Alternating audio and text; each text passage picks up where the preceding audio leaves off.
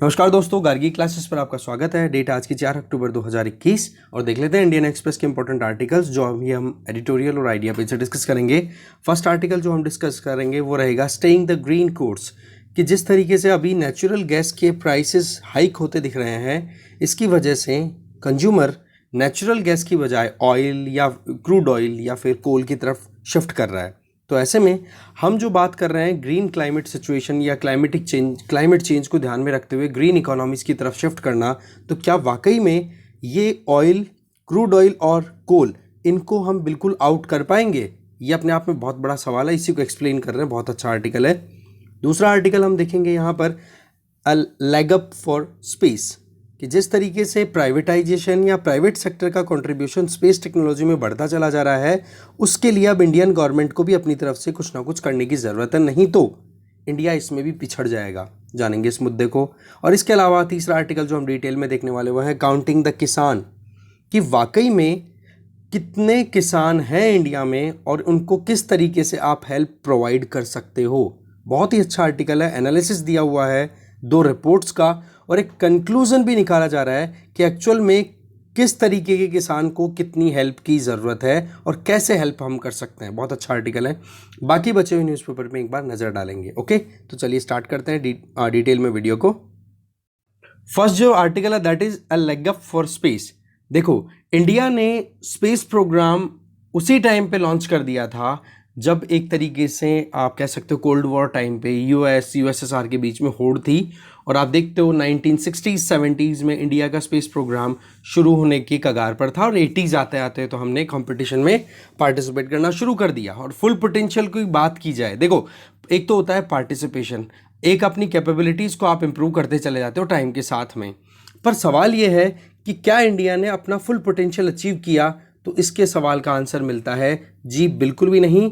India अपनी तरफ से पार्टिसिपेट तो कर लेता है, कदम तो आगे बढ़ाता है, पर जो एक्चुअल में कंपटीशन की रिक्वायरमेंट है ना, जितना एक ज़ील चाहिए, जितना एक आउटकम होना चाहिए जिससे कि हम इंटरनेशनल प्लेटफॉर्म्स के ऊपर हमारी खुद की जो पकड़ है उसमें हम ये कह सकें कि हाँ जी इंडिया एक ग्लोबल लीडर है स्पेस टेक्नोलॉजी की अगर बात करें तो इसमें क्या मुद्दा रह जाता है जिसकी वजह से इंडिया फुल पोटेंशियल अचीव नहीं कर पाता?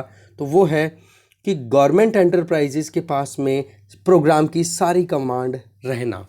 देखो वो बात तो ठीक है कि जब ये शुरुआत हुई थी स्पेस सेक्टर की 20th सेंचुरी में, तो उस टाइम पर सोफिस्टिकेटेड टेक्नोलॉजीज़ को अडॉप्ट करना, मिलिट्री इम्प्लीकेशन उनका देखना, तो उस केस में हम नए नए इंडिपेंडेंट कंट्री थे और इतना प्राइवेट सेक्टर हमारा एक्सपेंड भी नहीं हुआ था, क्योंकि हमारी इकोनॉमी को हमने कैसा रखा था, सोशलिस्टिक पैटर्न के बेसिस पे मिक्स्ड इकोनॉमी। मतलब हमारा ज़्यादातर जो टेंडेंसी थी वो सोशलिस्टिक थी, दैट मीन्स गवर्नमेंट ही अपने हिसाब से सारे काम करेगी।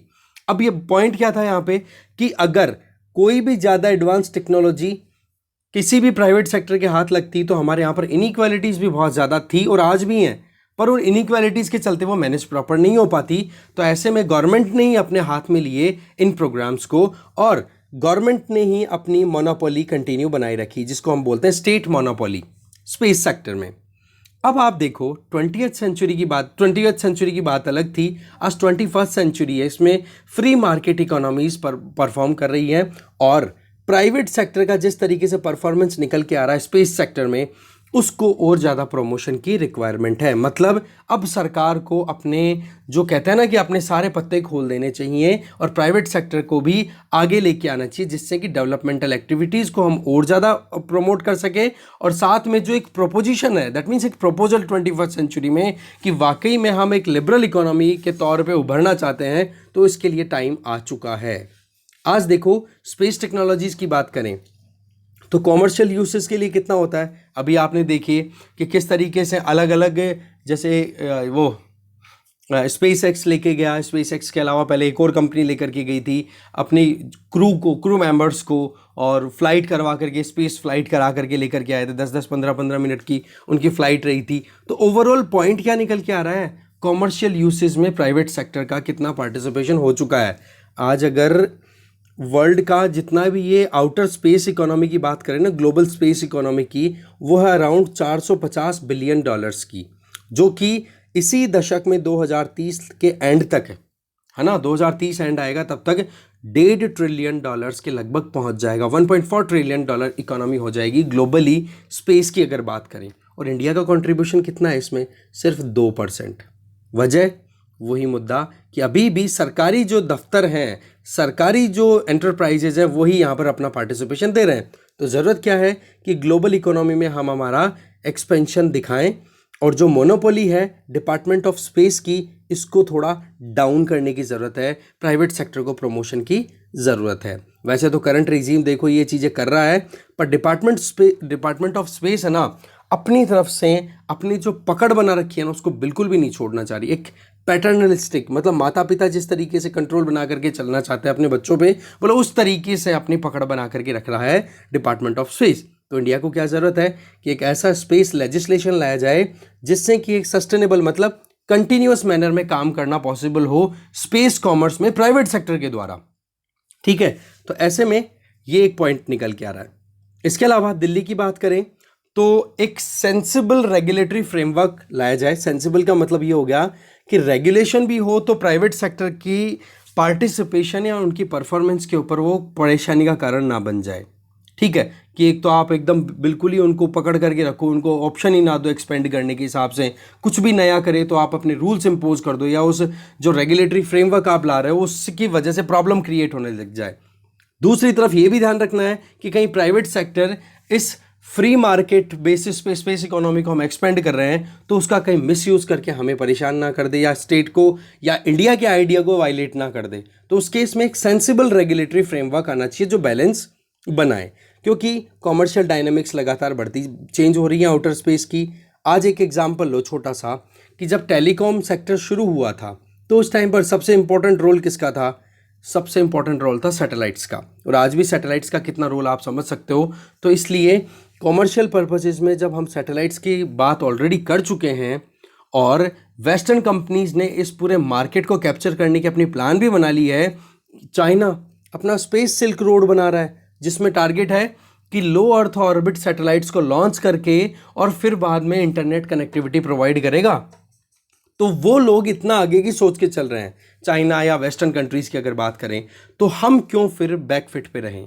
आज अगर अपॉर्चुनिटीज़ की बात करो ना, तो स्पेस बेस्ड अर्थ ऑब्जर्वेशन के लिए बहुत ज़्यादा काम किए जा रहे हैं कि ऊपर से अर्थ के ऊपर ऑब्जर्वेशन रखी जा सके, नज़रें गड़ा करके रखी जाए। इसके अलावा gravity free environment, that means space में अगर देखें तो स्पेस टूरिज्म प्रमोट होगा, लोग जाएंगे घूमने फिरने। इसके अलावा मून पे माइनिंग करना, इसके अलावा सेलेस्टियल बॉडीज़ की स्टडी करना, उनके बारे में माइनिंग करना, ये सारी चीज़ें कॉमर्शियल एक्सपेंशन के बारे में एक हिंट देती हैं कि आउटर स्पेस में हमें जल्दी से जल्दी हमारे मार्केट को भी एक्सपेंड करना चाहिए और प्राइवेट सेक्टर को इन्वॉल्व ज़्यादा से ज़्यादा करने की ज़रूरत है। जो लॉन्ग स्टैंडिंग स्टेट मोनोपोली है कि सरकार की ही जो डिपार्टमेंट ऑफ स्पेस है वो ही अपनी पकड़ बना करके रख रहा है, उसे हमें थोड़ा डाउन करना है। आज देखो एलन मस्क ने तो अपनी जो कंपनी है स्पेस एक्स, उसके बेसिस पे स्पेस टूरिज्म भी शुरू कर दिया है, सैटेलाइट्स भी लॉन्च कर रहा है। वो सारी चीज़ें हमारे यहाँ पर भी होनी चाहिए, नहीं तो हम पीछे रह जाएंगे। ठीक है, तो फुल एक्टिविटीज़ के अंदर यहाँ पर प्राइवेट सेक्टर का पार्टिसिपेशन इंश्योर करना, ये आज की डिमांड है और इसी चीज़ के लिए यहाँ पे बात की जा रही है राइटर के द्वारा। ओके, आगे चलते हैं। ये एक जो छोटी सी चीज़ है ना, स्पेस सिल्क रोड, ये देखो चाइना अपनी एक ट्रेंड लेकर के चलता है हमेशा, कि जैसे एंशिएंट टाइम्स में चाइना से ट्रेड हुआ करता था सिल्क रूट्स के थ्रू, क्योंकि चाइना का सिल्क फेमस था तो नाम ही सिल्क रूट कर दिया, और अपने मैन्युफैक्चर्ड आइटम्स को थ्रू आउट वर्ल्ड बेचता था चाइना। ठीक है, तो बोलो उसी तरीके से स्पेस में भी अपनी पकड़ बनाने की कोशिश कर रहा है। ठीक है, आगे चलते हैं। अब नेक्स्ट आर्टिकल है स्टेइंग द ग्रीन कोर्स। देखो इस आर्टिकल को लिखा है विक्रम सिंह मेहता ने। अब सवाल ये है कि एनर्जी सिक्योरिटी की जब बात आती है तो एनर्जी सिक्योरिटी के साथ साथ में हमें एनवायरनमेंट के बारे में भी सोचना है। वर्ल्ड में बड़े बड़े लीडर्स के स्टेटमेंट्स आए हैं, बड़े बड़े कंट्रीज़ ने अपने कमिटमेंट्स डिक्लेयर किए हैं कि हम कार्बन न्यूट्रल कितने सालों में 2050 2060 में हो जाएंगे। पर सवाल ये है कि अभी जो रीसेंट नेचुरल गैस के प्राइसेस को लेकर के जो क्राइसिस आया है यूरोप में, ये कुछ और ही सिग्नल करता है। ये कुछ ऐसी बात कर रहा है कि जहाँ पर नेचुरल गैस जो कि एक रिप्लेसमेंट का एक प्रॉमिसिंग ऑप्शन निकल के आता है कि आप क्रूड ऑयल और कोल की बजाय अब नेचुरल गैस की अगर तरफ शिफ्ट होते हो तो इनके कंपैरिजन में कम पॉल्यूशन होगा या कम प्रॉब्लम क्रिएट होगी अगर क्लाइमेट चेंज या global warming point of view से देखें, अगर हम नेचुरल गैस को यूज़ करते हैं तो। पर सवाल ये आ जाता है कि क्या नेचुरल गैस एक वायबल ऑप्शन है? तो इसके ऊपर सबसे बड़ा सवाल तब खड़ा होता है जब रीसेंट टाइम्स में जो नेचुरल गैस के प्राइसेस हैं यूरोप के अंदर, वो आप देखोगे लगभग 600 गुना तक बढ़ चुके हैं। ठीक है, तो यही चीज़ मेन है। तो सवाल ये है कि एक तरफ तो हम अभी तक जो हमारे पास में रिसोर्सेज अवेलेबल हैं उन्हीं में एक बैलेंस नहीं बना पा रहे हैं, क्योंकि देखो एनर्जी की डिमांड है वो बिल्कुल भी ख़त्म नहीं हो रही है। एनर्जी की डिमांड तो सस्टेन करेगी और शायद आगे जैसे जैसे बढ़ेंगे, जैसे डेवलपमेंट हम जिसका नाम ले रहे हैं विकास, तो उसके लिए तो ऊर्जा की आवश्यकता ज़्यादा से ज़्यादा पड़ेगी। तो ऊर्जा के लिए जब आपके पास में अभी नेचुरल गैस की कमी आई या फिर आप कह सकते हो नेचुरल गैस की प्राइस इतनी ज़्यादा राइज हो गई, तो उस केस में लोगों ने अपने आप को स्विच कर लिया कोल और फॉसिल फ्यूल मतलब क्रूड ऑयल की तरफ। तो आप क्या वाकई में अपने टारगेट की तरफ मूव कर रहे हो? लोग तो फिर से फॉसिल फ्यूल की तरफ शिफ्ट हो गए। तो क्या क्लाइमेट चेंज कंट्रोल होगा? अच्छा, आपने इसके लिए ऑप्शन निकाला है green transition, that means solar power, wind power या फिर बायोमास के ऊपर बेस्ड। तो वो ट्रांजिशन क्या इतना स्मूथ है जिससे कि वो इन fossil fuel based energy resources को रिप्लेस कर सके? ये बहुत बड़ा सवाल है। राइटर एक चीज़ बोलते हैं कि यहाँ पर एक बड़ी इंपॉर्टेंट पॉइंट को इग्नोर किया गया है, वो ये कि अगर एक फ्यूल की प्राइस हाइक होती है ना तो इसका असर, तो अगर एक फ्यूल की प्राइस हाइक हो गई तो इसका मतलब ये नहीं है कि आप दूसरे फ्यूल्स को वहाँ से माइनस कर सकते हो। नहीं, कंज्यूमर तो अपनी डिमांड पूरी करेगा। तो यहाँ पर आपने नेचुरल गैस की प्राइस राइज कर दी तो लोग क्या करेंगे, दूसरे फॉसिल फ्यूल बेस्ड जो भी ऑप्शंस अवेलेबल है जैसे कोल हो या फिर आप देख सकते हो क्रूड ऑयल हो, उन पे ट्रांसफ़र हो जाते हैं। तो ये अपने आप में बहुत बड़ा सवाल है। तो सबसे पहला सवाल तो ये कि ये जो दुविधा है कि भाई प्राइस राइज की बात करें जो अभी यूरोप में देखी गई, तो इससे तो क्या हम लॉन्ग टर्म इम्पेरेटिव्स जो भी हमने टारगेट किए हैं, जिसमें हमारा मेन टारगेट क्या है, डीकार्बनाइजेशन, कि लंबा टारगेट हमारा यही है कि एनवायरनमेंट से हम कार्बन कंटेंट को रिड्यूस कर दें। पर इसका तो आपको पॉलिटिकल और सोशल बैकलैश भी देखने को मिलेगा। मतलब लोग जो हैं प्रोटेस्ट भी करेंगे, कंज्यूमर के ऊपर इम्पैक्ट जाएगा, क्योंकि डीकार्बनाइजेशन के लिए अगर आप फॉसिल फ्यूल को महंगा करोगे तो आपके पास में दूसरा ऑल्टरनेटिव पहले अवेलेबल होना चाहिए जिससे कि यूज़र अपनी रिक्वायरमेंट को पूरा करने के लिए उस पर स्विच कर सके।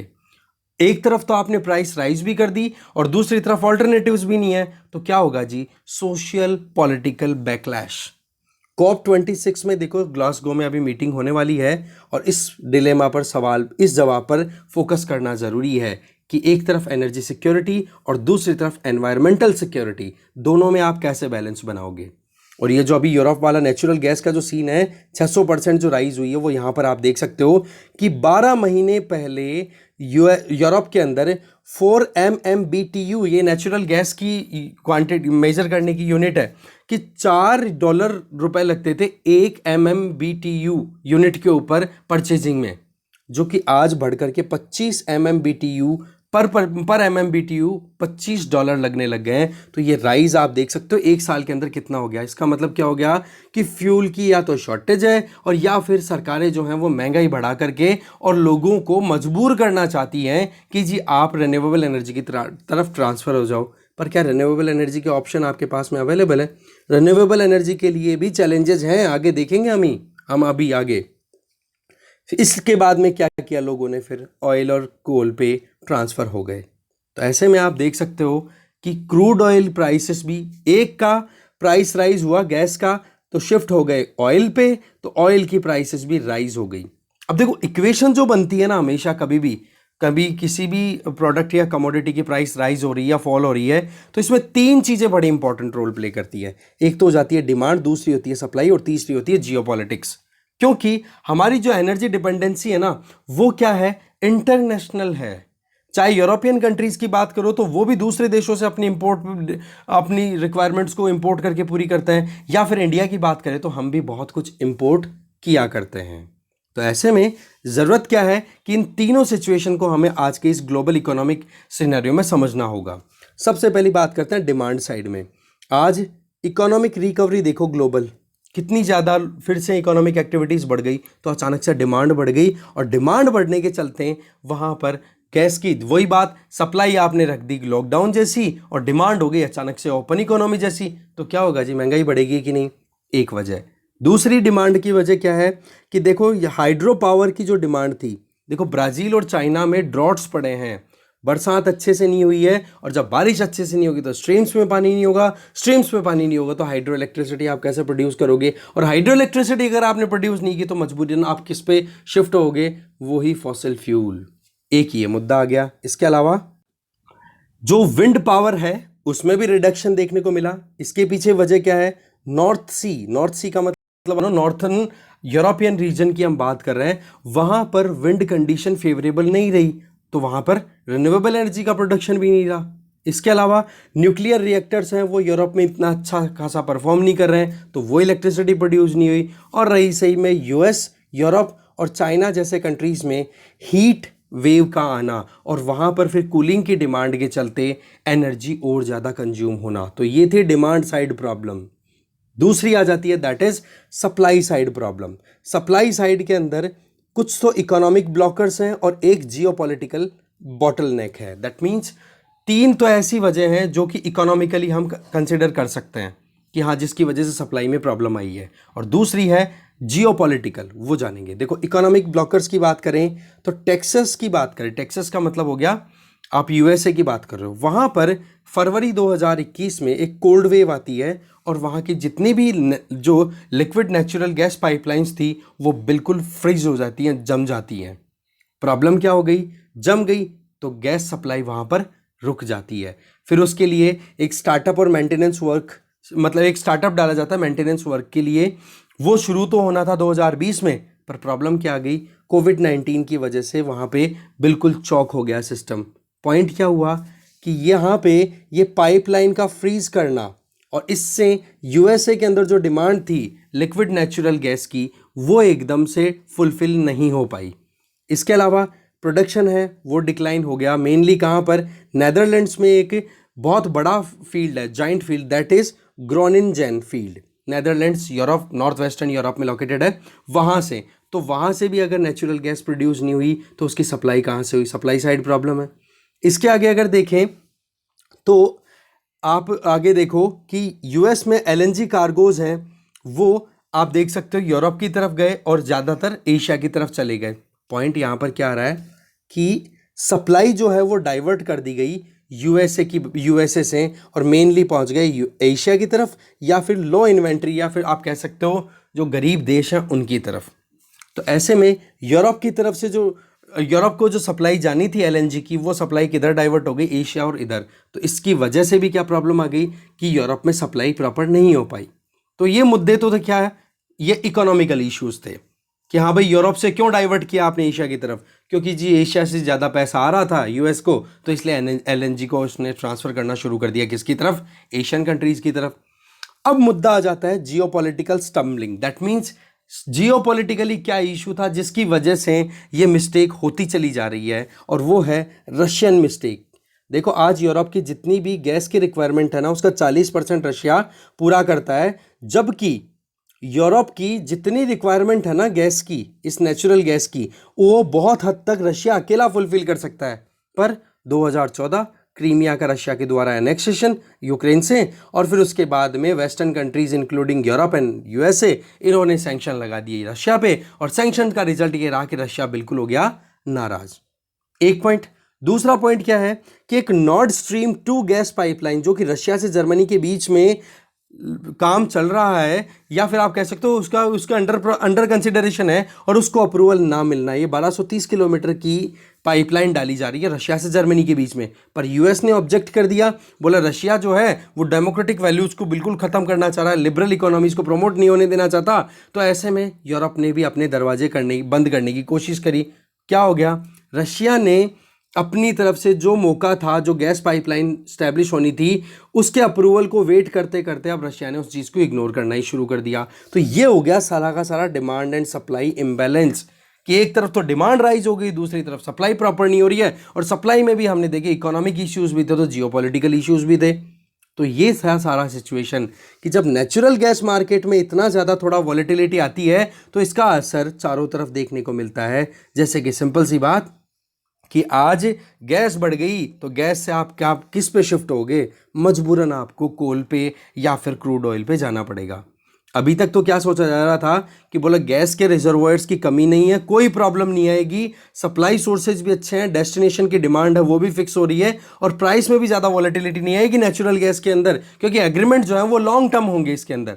पर क्या हो गया जी, अचानक से आ गया वॉलेटिलिटी, यहाँ पर एनर्जी सिक्योरिटी के ऊपर क्वेश्चन मार्क लग गया। आज इंडिया में हमारे यहाँ पर आप देखोगे ना तो हजीरा गुजरात के अंदर जो एलएनजी के बड़े बड़े शिप्स हैं वो आते हैं और उनकी अगर बात करें तो हमारे यहाँ पर भी $6 पर बीबीएल के हिसाब से पैसा लगता था, जो कि आज बढ़कर के 25 पर बीबीएल के हिसाब से हो गया। अब खुद देखो ना, ये एलपीजी सिलेंडर तो सबके घरों में आता है ना, 395 रुपीज़ पर सिलेंडर के हिसाब से चार्ज लगता था। चलो उसमें सब्सिडी ऐड कर दोगे तो 500 तक आ जाता। आज कितना आ रहा है, 850-900 रुपये पर लीटर के हिसाब से हम पर सिलेंडर के हिसाब से पे कर रहे हैं। तो सवाल ये है कि इसका आंसर क्या है। इतनी सारे क्राइसिस को अगर हमने समझा है तो इसमें देखो जो पॉपुलिस्ट हैं, पॉपुलिस्ट कौन, जो नेता लोग केवल वोट बैंक पॉलिटिक्स करते हैं, वो तो देखो इस लेटेस्ट एनर्जी शॉक को इस तरीके से यूज़ करेंगे कि उनको वोट ज़्यादा मिले। तो इसके लिए ऑप्शन क्या जाता है कि मार्केट को आप फ्रीली छोड़ दो, डिमांड और सप्लाई के हिसाब से वो काम करना शुरू कर दें। अब आपको ये तो पता ही है कि प्राइस एक जगह राइज होती है तो उसका जो स्पिल ओवर इफेक्ट है वो दूसरों पर भी देखने को मिलता है, क्योंकि सीधी सी बात है, अगर गैस महंगी हो गई तो आप क्या खरीदोगे, कोल की भी तो एक लिमिटेड प्रोडक्शन ही है ना, वहाँ पर डिमांड ज़्यादा बढ़ गई तो आप क्या करोगे, वही कोल भी महंगा हो गया, गैस पहले से महंगी थी, क्रूड ऑयल भी महंगा हो जाएगा, क्या हो गया फिर, गड़बड़ हुई, एक हो गई, महंगाई बढ़ गई। और दूसरी तरफ आप जो टारगेट लेकर के चल रहे हो नेट जीरो कार्बन एमिशन का, वो तो झूठे साबित हो गए फिर तो ऐसे में एक सस्टेनेबल रिस्पॉन्स क्या हो, इसके लिए एक तो ये है कि हमें ये जो प्राइस शॉक्स हैं इनसे एनर्जी एफिशिएंसी की तरफ जाना पड़ेगा। हमें डिमांड को कंजर्व करने की ज़रूरत है। एकदम कहते हैं ना कि वाकई में एक्सपेंडेड मैनर में डिमांड अगर होती है तो उसको हम फुलफिल केवल और केवल फॉसिल फ्यूल से ना करें, उसकी बजाय हमें टेक्नोलॉजिकल ट्रांसमिशन भी लाना पड़ेगा। क्या किया जाए उसके लिए, बैटरी फैसिलिटी, इंफ्रास्ट्रक्चर डेवलप करो ज़्यादा से ज़्यादा, और ये जो पावर कट्स की वजह से जो प्रॉब्लम आती है उनको हमें हैंडल करना है। मतलब डिमांड और सप्लाई, एनवायरनमेंट और डेवलपमेंट दोनों के अंदर बैलेंस बनाने की ज़रूरत है। तो वर्ल्ड लीडर्स है ना वो ग्लासगो स्कॉटलैंड में भी मिलेंगे नेक्स्ट मंथ। तो ऐसे में क्लाइमेट क्राइसिस के साथ साथ में इस एनर्जी क्राइसिस को भी साथ में लेना होगा, क्योंकि आप एकदम से शट नहीं कर सकते हो पूरे सिस्टम को, पर शट नहीं करोगे तो फिर बाद में आपकी ग्लोबल वार्मिंग और क्लाइमेट चेंज वाला मुद्दा है वो टैकल नहीं होगा। तो क्या किया जाए, टेक्नोलॉजिकल ट्रांसमिशन स्मूथ होना चाहिए, एफिशिएंट होना चाहिए, तब जाकर के काम, और इस पर लीडर्स को अपनी तरफ से बहुत कुछ करने की ज़रूरत है। एक स्मूथ ट्रांजिशन होना चाहिए कि फॉसिल फ्यूल से हम नॉन फॉसिल फ्यूल की तरफ जाएं। ठीक है, तो ये सही टाइम है जिसमें शॉर्ट टर्म पॉलिटिकल टारगेट्स को हम फिक्स करें और उनके ऊपर काम करें। तो ये अपने आप में एक सिग्नल था एनर्जी सिक्योरिटी को लेकर के। ठीक है, आगे चलते हैं।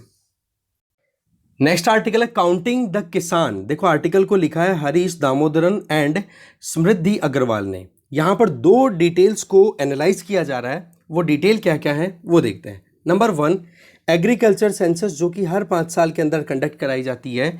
तो इसमें 2015-16 के डेटा के हिसाब से देखें तो जितनी भी इंडिया में ऑपरेशनल होल्डिंग्स हैं, ऑपरेशनल होल्डिंग का मतलब छोटे बड़े जितने भी खेत जिनके ऊपर कोई ना कोई खेती करता है तो उनको बोल देंगे हम ऑपरेशनल होल्डिंग। वो साइज़ कितनी भी हो सकती है। तो उनके नंबर्स की बात करें तो 2015-16 एग्रीकल्चर सेंसस के अकॉर्डिंग 146.45 मिलियन है। दैट मीन्स 150 मिलियन खेत हैं हमारे यहाँ पर, बड़े छोटे मिलाकर के अगर देखें तो। ठीक है, अब इन्हीं के हिसाब से देखें, एक तो ये हो गया। दूसरा, जो प्रधानमंत्री किसान सम्मान निधि योजना है उस स्कीम के तहत जो आइडेंटिफिकेशन है कि हाँ भाई कितने फार्मर्स को या कितने मिलियन बेनिफिशियर हैं जिनको इस स्कीम के तहत 2000 रुपये ट्रांसफ़र किए जाते हैं उनके अकाउंट के अंदर, 6000 रुपये सालाना। ओके, तो हर 4 महीने से 2000 रुपये जाते हैं। तो उसके हिसाब से देखा जाए तो 110.94 मिलियन बेनिफिशियरीज़ हैं। ये दूसरा डेटा आ गया। अब जो है नेशनल स्टैटिस्टिकल ऑफिस के द्वारा अभी recently situation assessment of agriculture house hold, इस रिपोर्ट के हिसाब से देखें तो यूं लगता है कि हमारे देश में एग्रीकल्चर हाउस होल्ड कितने हैं, 93.09 मिलियन। तो ये तीन डेटा है, तीनों में डिस्क्रिपेंसी है, पर तीनों में आप थोड़ा समझो।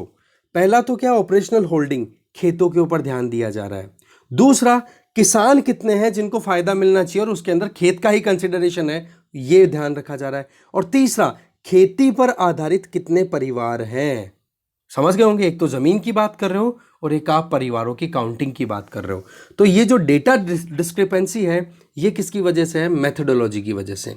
ओके, तो ये आप डेटा आप जरूर लिख लो एक बार, क्योंकि ये काम का है, आप कोट कर सकते हो। ओके, कि ये एग्रीकल्चर सेंसस क्या बताती है। और अभी जो रिसेंटली 2018-19 का जो डेटा आया है situational assessment agriculture house hold SAAH report का, अब ये मेथोडोलॉजी में वेरिएशन क्या है वो मैं आपको बातों बातों में पहले ही बता चुका हूं। क्योंकि एग्रीकल्चर सेंसस है ना, वो तो सिर्फ और सिर्फ फोकस करती है लैंड पे।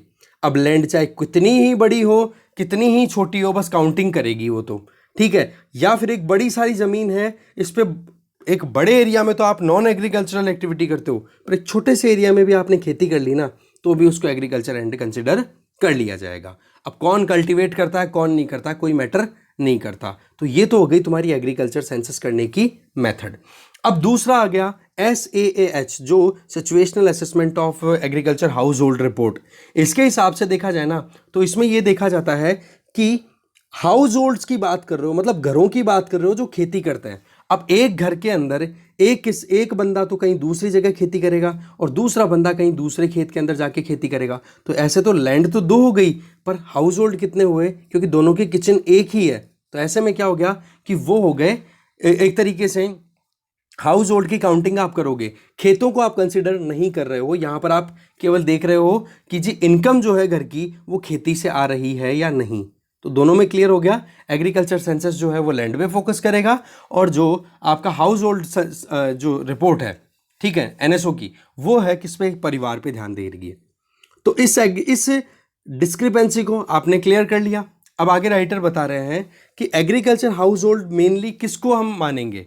तो ओवरऑल अगर एवरेज निकाला जाए ना, इस सारे डेटा को एनालाइज किया जाए, तो वो कुछ ऐसा निकल के आता है कि इंडिया के अंदर लगभग हर 30 दिन के अंदर, अब देखो इसमें कैलकुलेशन को पहले समझ लेते हैं कि आप बहुत सारी चीज़ों को डिस्टिंग्विश करोगे। जहां पर ज़मीनों की होल्डिंग कितनी है क्या है उसको ना ध्यान एक बार साइड में रखें और ये देखें कि एग्रीकल्चर हाउस होल्ड्स के लिए क्या कंडीशन SAAH में कंसिडरेशन है। मतलब किसको आप एग्रीकल्चर हाउस होल्ड बोलोगे, तो उसकी डेफिनेशन सिंपल सी है कि जी एक ऐसा परिवार जिसका एक बंदा जो कि खेती के अंदर सेल्फ एम्प्लॉयड है, खुद से खुद की रोजगार करता है खेती का, और उससे कमाता है कि लगभग वो 4,000 रुपये एनुअली कमा के लेके आता है।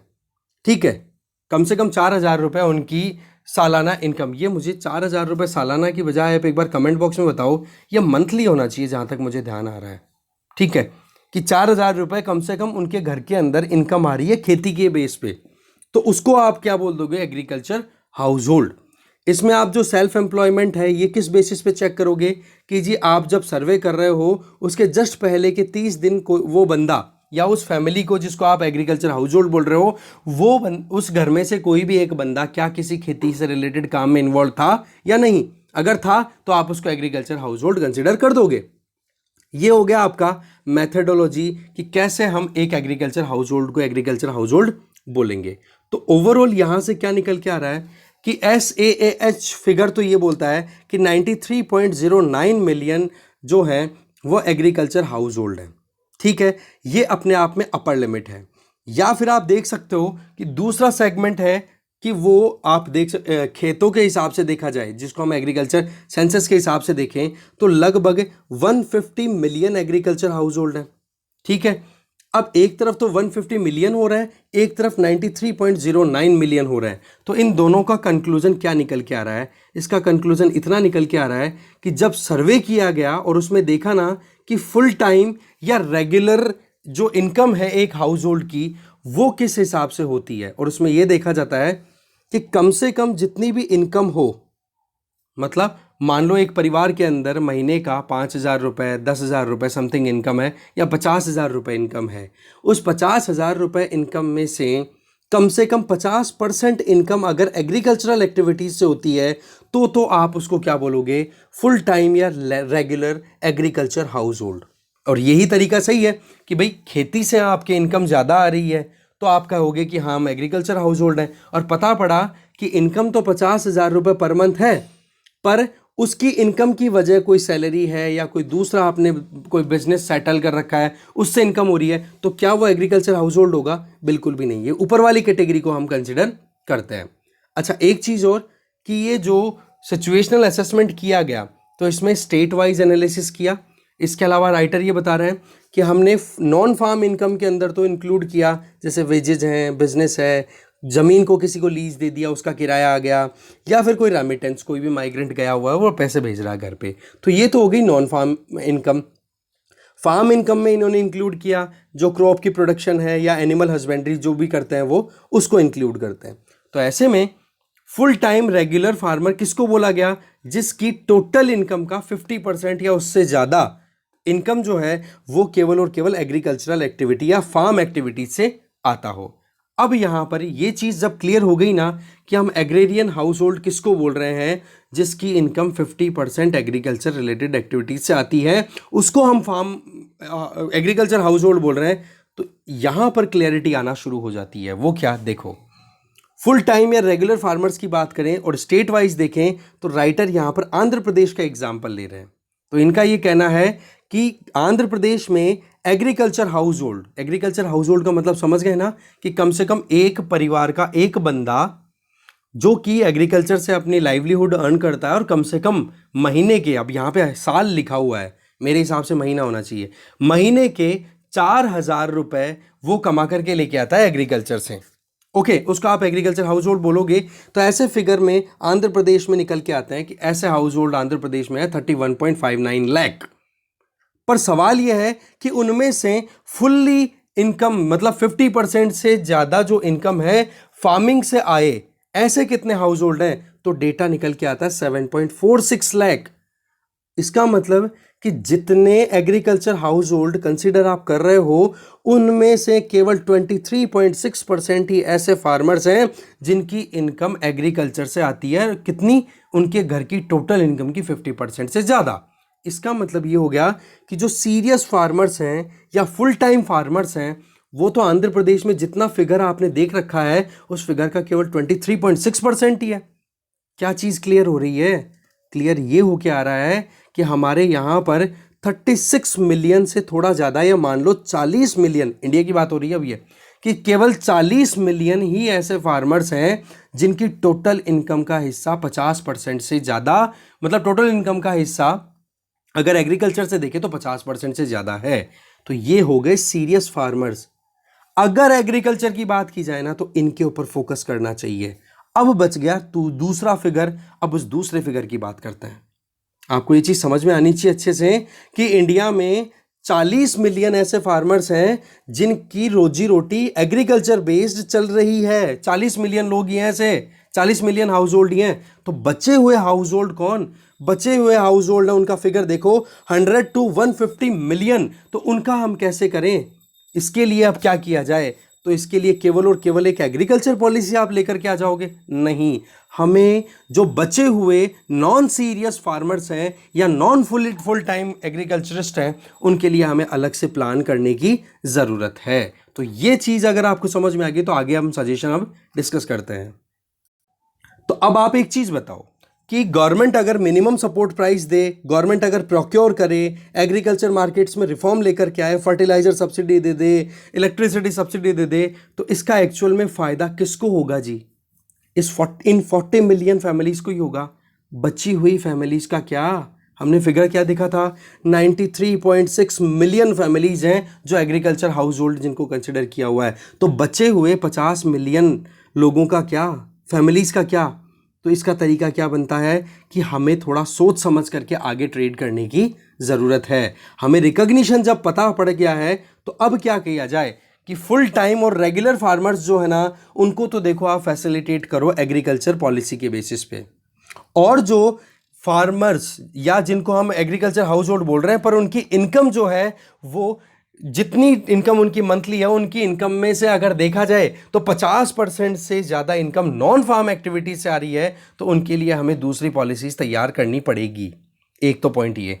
दूसरा कि ये जो 50% फार्मर्स है ना, ये मतलब ये जो लगभग 40 मिलियन हम फार्मिंग हाउस होल्ड्स की बात कर रहे हैं, बोले ये लोग वो हैं जिनके घरों में 50% से ज़्यादा इनकम का टोटल 50% से ज़्यादा फार्म इनकम से आ रहा है। तो बोला इन लोगों की ज़मीनों की साइज़ जब हम एनालाइज करते हैं ना, तो पता पड़ता है कि इनके पास में कम से कम 2.5 एकड़ या उससे ज़्यादा की ज़मीन है। तो इसका मतलब क्या हो गया कि हमारे यहाँ पर लगभग 70% तो एग्रीकल्चर हाउस होल्ड्स ऐसे हैं जिनके पास में 2.5 एकड़ से ज़मीन कम है। इसका मतलब उनको तो हम फुल्ली फार्मर नहीं बोल सकते। इस चीज़ पर भी हमें ध्यान देना है। तो पॉइंट क्या आता है फाइनली, ये जो 70% फार्मर जिनके पास में 2.5 एकड़ से कम ज़मीनें हैं, इनको क्या जीने का हक नहीं है? तो क्या केवल एक्सक्लूसिव एग्रीकल्चर पॉलिसी लेकर के आओगे? नहीं। तो जिन लोगों के पास में 2.5 एकड़ या उससे ज़्यादा की ज़मीन है, उनको तो आप एग्रीकल्चरल एक्टिविटी जो चल रही है उसको कंटिन्यू करने का अगर है तो उनको करने दो। बाकी जो बच गए 70% जो एग्रीकल्चर हाउस होल्ड्स हैं, उनके लिए हमें क्या करना चाहिए? उनके लिए वैल्यू एडिशन के प्रोविज़न, उनके लिए एडिशनल एम्प्लॉयमेंट क्रिएट करनी चाहिए। उनके लिए ये कहा जाए कि आप अपने छोटे छोटे ज़मीनों को एग्रीगेट करके और ग्रुप में कोऑपरेटिव मैनर के अंदर एग्रीकल्चरल प्रैक्टिसेस कर सकते हो। वो अपनी ज़मीनों के ऊपर एग्रीकल्चर से रिलेटेड जो दूसरे काम है जिनके अंदर उनको रिटर्न अच्छा मिले, वो काम कर सकते हैं। केवल गेहूं चावल और ये ही नहीं, इनके अलावा और भी बहुत सारी खेती होती है। वो packaging, transportation, processing, warehouse, ये बना करके बड़ी बड़ी फैसिलिटी इंफ्रास्ट्रक्चर डेवलप की जा सकती है गाँव में। इनपुट और सर्विसेज के अंदर उनको जॉब में लगा दिया जाए, उनके लिए अलग से फैसिलिटी तैयार कर दी जाए। और ये सारे सेगमेंट है ना, आउट ऑफ द फार्म नहीं है, ये सारे के सारे एग्रीकल्चर से रिलेटेड ही काम है। पर केवल और केवल क्रॉप पे आप ध्यान दोगे तो देखो जिनके पास में जो 70% हाउस होल्ड है जिनके पास में ज़मीन 2.5 एकड़ से कम है, उनके लिए बेनिफिशियल नहीं है कुछ भी।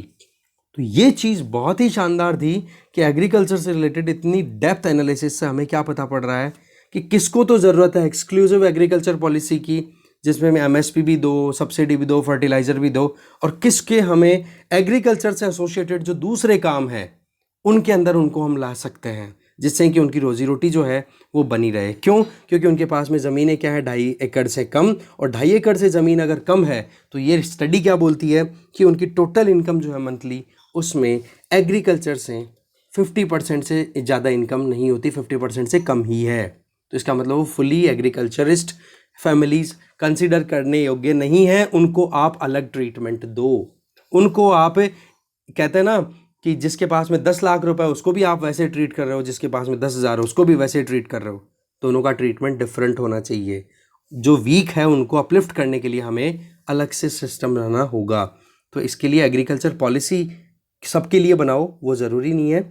अगर हम वाकई में फार्म इनकम को इंक्रीज़ करना चाहते हैं तो हमें वैल्यू एडिशन करने की ज़रूरत है। जो भी प्रोड्यूस हो रहे हैं, एग्रीकल्चर में प्रोडक्शन हो रहा हो या फिर कोई और सेक्टर को हम वहाँ पे प्रमोट करें। ठीक है, तो बहुत ही अच्छा आर्टिकल था, पूरा डिटेल में जाना। आगे देखते हैं। इसके अलावा देखो ये वाला आर्टिकल है अनमास्क द डिस्ट्रेस। इस आर्टिकल में देखो ईशान बख्शी जी ने एक ही चीज़ बोली है कि इनफॉर्मल सेक्टर में डिस्ट्रेस बहुत ज़्यादा है। गाँव में जाकर के देखो, नरेगा में लोग ज़्यादा से ज़्यादा काम करने के लिए मजबूर हैं। वो शहरों में इसलिए नहीं आना चाहते कि उनको डर लगता है कि देखो, एक तो हम शहरों में जाएंगे तो हमें ज़्यादा अच्छी खासी लेबर नहीं मिलेगी, रोजगार मिलने की गारंटी नहीं है, और जब पैसा अच्छे से नहीं मिलेगा तो महंगाई को हम कैसे मैनेज करेंगे। इससे बढ़िया घर पर रहेंगे, नरेगा में रोजगार तो अच्छा मिलेगा। तो सरकार को इस चीज़ पर ध्यान देना चाहिए। वैसे डेटा तो क्या बोलता है कि सेकंड वेव जो आई थी कोविड की, उसने इतना ज़्यादा परेशान नहीं किया, बट रियलिटी ये है कि अभी तक भी हिडन जो प्रॉब्लम है वो बहुत ज़्यादा है। इसके अलावा देखो ये आर्टिकल, इस आर्टिकल में एक ही चीज़ बताई जा रही है कि अब जापान के आज नए प्राइम मिनिस्टर बन चुके हैं, फूमियो किशिडो। तो इन्होंने जिस तरीके से काम करना है उनमें देखो एक तो मुद्दा आ जाता है, पार्टी है वहाँ की, देखो जापान की एलडीपी, ठीक है, लिबरल डेमोक्रेटिक पार्टी, उसी की लीडरशिप यूँ मानो कि उसी का लीडर जो होता है वो वहाँ का प्राइम मिनिस्टर बन जाता है। ठीक है, तो इसके पहले जितने प्राइम मिनिस्टर आए जैसे कि शिंजो अबे, तो इन्होंने इकोनॉमी को रिवाइवल देने के लिए एबेनॉमिक्स करके अपने इकोनॉमिक प्रोस्पेक्ट पे काम किया था। इसके अलावा इंडिया के ऊपर क्या इम्पैक्ट आएगा, देखो Mumbai Ahmedabad high speed rail project है ना, जिसको हम बुलेट ट्रेन प्रोजेक्ट बोलते हैं, वो देखो जापान और इंडिया के बीच में बायलैटरल एंगेजमेंट है, जापान उसमें काम कर रहा है मुंबई अहमदाबाद के बीच में। एक है प्रोजेक्ट जिसका नाम है, आप देख सकते हो, supply chain resilience initiative, SCRI, supply chain resilience initiative. इसमें इंडिया, जापान, ऑस्ट्रेलिया तीनों मिलकर के काम कर रहे हैं। तो ये कुछ मुद्दे थे जो हमें डिटेल में देखने थे, वो देख लिए हैं। ठीक है, आज का वीडियो लेट था, बाकी कंटिन्यू आपको मिल ही जाएंगे। Thank you very much for watching this video. बाकी बने रहिए गार्गी क्लासेस के साथ। Thank you.